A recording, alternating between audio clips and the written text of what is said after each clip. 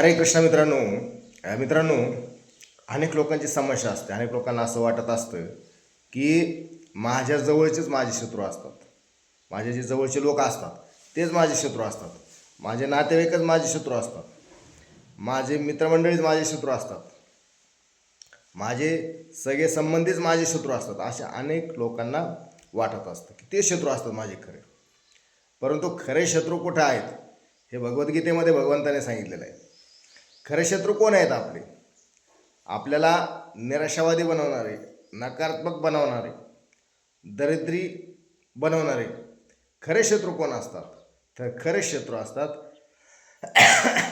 काम, क्रोध, लोभ, मोह, माया, अहंकार, मद आणि मत्सर हे खरे शत्रू आहेत आणि ते आपल्या आतमध्ये बसलेले आहेत. बाहेर आपला कोणीही शत्रू नाही. आपण विनाकारण लोकांना ब्लेम करतोय, विनाकारण लोकांवर आरोप करतोय. खरे शत्रू कुठे आहेत? तर आपल्या आतमध्ये बसलेले आहेत.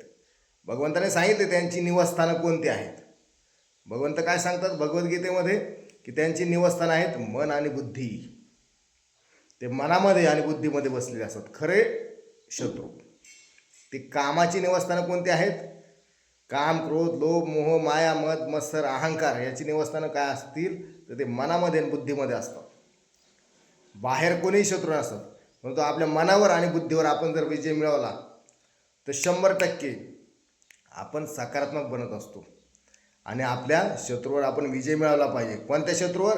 काम, क्रोध, लोभ, मोह, माया, मद, मत्सर, अहंकार हे खरे शत्रू आहेत. बाहेरचे शत्रू नाहीत. बाहेर कोणीच शत्रू नसतो आपला. आपल्या अंतर्मनामध्ये शत्रू असतात. आपले खरे शत्रू आपल्या आतमध्येच असतात. बाहेर विनाकारण ब्लेम करून उपयोग नसतो. तर आपले खरे शत्रू आपण शोधा आणि मग लोकांवर आरोप करा, असा विषय असतो. बाहेर शत्रू नसतात, ते आपल्या आतमध्येच शत्रू असतात हे ओळखणं खूप गरजेचं आहे. हे भगवद्गीतेमध्ये सांगितलं आहे भगवंताने, मी सांगत नाही.